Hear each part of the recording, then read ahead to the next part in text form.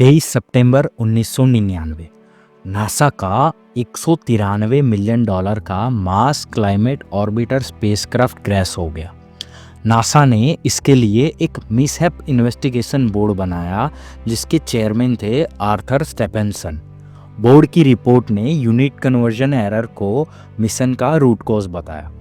Engineering team matric system को imperial system में convert करना भूल गए और एक छोटी सी कैलकुलेशन मिस्टेक हुई और सालों का काम गया पानी में। नासा के इतने इंटेलिजेंट साइंटिस्ट, सालों का एक्सपीरियंस और इतनी छोटी सी एरर।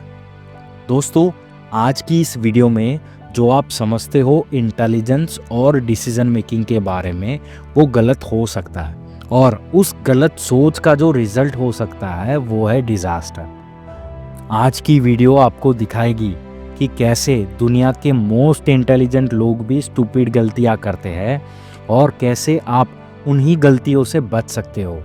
इस वीडियो के एंड तक आप जान जाओगे कैसे हाई आईक्यू होने के बावजूद लोग डम डिसीजन ले लेते हैं, कैसे आप अपनी थिंकिंग और डिसीजन मेकिंग को अपग्रेड कर सकते हो और कैसे आप स्मार्ट दिखने के बजाय रियल स्मार्ट बन सकते हो। दोस्तों, मैं हर उस इंसान के साथ हूँ जो जीतने के लिए जिम्मेदारी उठाता है। चलिए शुरू करते हैं। David Robson the intelligence trap book के ऑथर कहते हैं, दुनिया में सबसे बड़ी मिसअंडरस्टैंडिंग ये है कि हाई आईक्यू मतलब हाई इंटेलिजेंस, बट इंटेलिजेंस का मतलब होता है बेटर जजमेंट, क्रिटिकल थिंकिंग और अपने बायसेस को समझना। लेकिन हमारा एजुकेशन सिस्टम और सोसाइटी सिर्फ आईक्यू को देखकर इंसान की इंटेलिजेंस मेजर करती है। इसी वजह से स्मार्ट लोग भी स्टूपिड काम कर देते हैं। लेकिन आईक्यू तो एक मेजरिंग टैब जैसा है, वो बताता है आपका प्रोसेसर फास्ट है या नहीं। पर अगर प्रोसेसर पर वायरस है तो आप कुछ भी कर लो, गलतियां तो होगी ही। रियल इंटेलिजेंस फास्ट प्रोसेसर और क्लीन माइंडसेट से बनता है। लेकिन आजकल लोग सिर्फ प्रोसेसर पे फिदा है। जिसका आईक्यू हाई होता है उसे जीनियस बोल दिया जाता है। जब आपके पास नॉलेज होती है तो आप सोचने लगते हो कि आप गलत हो ही नहीं सकते, और जब कोई आपसे डिसएग्री करता है तो आप या तो उन्हें इग्नोर करते हो या प्रूफ करने में लग जाते हो कि वो इडियट है। Result confirmation bias, over confidence और डिसीजन मेकिंग डिजास्टर। एक स्टडी कहती है हाई आईक्यू वाले लोग अपने बिलीफ को चेंज करने में सबसे ज़्यादा रेजिस्टेंस दिखाते हैं। सोच के देखो, 2008 का financial crash, top financial experts, Harvard grads, Wall Street legends सब फेल हो गए। क्यों? क्योंकि उन्हें लगता था we are too big to fail और उन्होंने वार्निंग्स को इग्नोर किया। इंटेलिजेंस जब ईगो के साथ टाई अप कर लेती है तो वो डेंजरस वेपन बन जाता है। स्मार्ट लोग गलत साबित होने से ज़्यादा डरते हैं क्योंकि उनका ईगो उनके नॉलेज से बड़ा हो चुका होता है। और कभी कभी कम आईक्यू वाले लोग बेटर डिसीजन ले लेते हैं क्योंकि वो गैस नहीं करते, वो रुकते हैं, सोचते हैं। इसको कॉग्निटिव रिफ्लेक्शन कहते हैं, जो इंटेलिजेंस से नहीं एटीट्यूड से आता है। अब आप सोच रहे होंगे कि ये सब गलतियां तो एक्सीडेंट से होती हैं, बट नहीं, ये गलतियां इंटेलिजेंट लोगों के कॉन्फिडेंस से होती है। जितना ज़्यादा स्मार्ट आप हो उतना ज़्यादा आप अपने डिसीजंस पे ओवर कॉन्फिडेंट होते हो, और जब कोई आपसे डिसएग्री करता है तो आप उसे इग्नोर कर देते हो। इसी को कहते हैं द बायस ब्लाइंड स्पॉट। मतलब तुम दूसरों के बायस देख लेते हो लेकिन अपने खुद के बायस तुम्हें कभी नहीं दिखेंगे। एक टाइम था जब डॉक्टर्स सिगरेट रिकमेंड करते थे। हाँ, सिगरेट, क्योंकि तब के इंटेलिजेंट लोगों को लगता था कि सिगरेट से स्ट्रेस कम होता है। बट जब रिसर्च ने कुछ और कहा तो उन्होंने रेजिस्ट किया, डिफेंड किया और डिले किया ट्रूथ को एक्सेप्ट करने में। ये ट्रैप हर प्रोफेशन में है। इंजीनियर्स, लॉयर्स, सीईओ सब इसमें गिर सकते हैं। अब बात करते हैं एक रियल लाइफ चैलेंज की, सोशल मीडिया। ये जगह इंटेलिजेंस के लिए सबसे डेंजरस बैटलफील्ड है क्योंकि यहाँ आपको सिर्फ इको चैम्बर्स मिलते हैं। वही लोग, वही ओपिनियन, वही थिंकिंग। और जब कोई आपसे अलग सोचता है तो या तो उसे ब्लॉक कर दिया जाता है या ट्रोल। आप वही चीज़ें देखते हो जो आप ऑलरेडी मानते हो, और आप सोचने लगते हो कि दुनिया भी वही सोचती है। बट ट्रूथ, आप एक इल्यूजन में जी रहे हो। एक स्टडी कहती है कि लोग 90% टाइम उन्हीं आर्टिकल को शेयर करते हैं जो उनकी एग्जिस्टिंग बिलीफ को सपोर्ट करते हैं। मतलब नॉलेज शेयर नहीं हो रहा है, सिर्फ बिलीफ रीइंफोर्स हो रही है।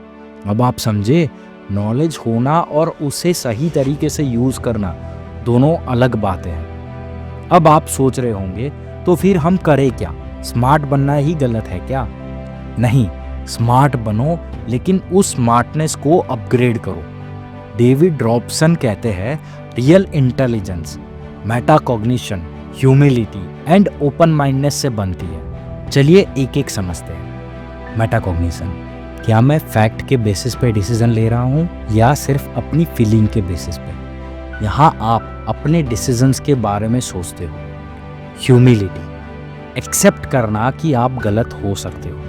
ये सबसे अंडररेटेड सुपर पावर है। ओपन माइंडनेस, दूसरों के पॉइंट ऑफ व्यू को समझना, सिर्फ सुनना नहीं, जेन्युइनली समझना। रॉबसन इसलिए कहते हैं, certainty is the enemy of learning. अगर आपका दिमाग हमेशा श्योर होता है तो आप कुछ नया सीख ही नहीं सकते। तो क्या सॉल्यूशन है? Let's break it down. First, slow thinking practice करो। जब भी कोई ओपिनियन बनाओ, उसे 10 सेकंड टेस्ट दो। रुको, सोचो, क्वेश्चन करो, क्या ये सच है? क्या मुझे इस पे डाउट होना चाहिए? सेकंड, ऑपोजिट ओपिनियन रीड करो। सिर्फ वही मत पढ़ो जो आप ऑलरेडी मानते हो। डेलिब्रेटली उन लोगों का पॉइंट ऑफ व्यू रीड करो जो आपसे डिसएग्री करते हैं। थर्ड, अपने बिलीफ को रिव्यू करो। हर 3 महीने में एक लिस्ट बनाओ अपने स्ट्रॉन्ग बिलीफ्स की, फिर उन्हें चैलेंज करो। क्या ये बिलीफ अब भी वैलिड है? अगर आपका बिलीफ 10 साल से सेम है तो शायद प्रॉब्लम आप में ही है। Fourth, ask dumb questions. Smart बनने के चक्कर में कभी कभी स्टूपिड क्वेश्चन पूछने से मत डरो। डम्ब क्वेश्चंस आपके ब्रेन के लिए डिटॉक्स जैसे काम करते हैं। और सबसे important, fall in love with being wrong. गलत होने का मतलब ये नहीं है कि आप लूजर हो, मतलब ये है कि आप ग्रो कर रहे हो। डेविड रॉबसन बोलते हैं कि एक्चुअल इंटेलिजेंस सिर्फ नॉलेज का गेम नहीं है, वो एक थिंकिंग का एटीट्यूड है। उसे वो इंटेलेक्चुअली हम्बल कहते हैं। मतलब अपने आइडियाज़ पर डाउट करना, नए पर्सपेक्टिव को समझना और गलतियों से सीखना।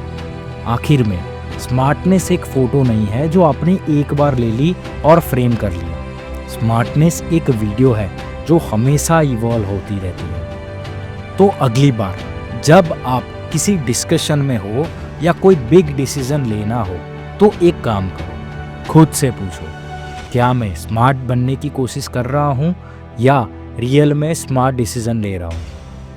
अगर आपने ये पूछना शुरू कर दिया तो समझ लो आप इंटेलिजेंस ट्रैप से बाहर निकल चुके हो। अगर ये वीडियो आपको वैल्यूएबल लगा हो तो चैनल को सब्सक्राइब ज़रूर करें। मेरा पहला गोल है 1000 लोगों का एक स्ट्रॉन्ग पॉजिटिव परिवार बनाना। आपका एक शेयर एंड सब्सक्राइब किसी और के लिए टर्निंग पॉइंट बन सकता है। मिलते हैं अगले वीडियो में एक नई सोच के साथ, क्योंकि जो खुद को जीत गया वो दुनिया जीत गया।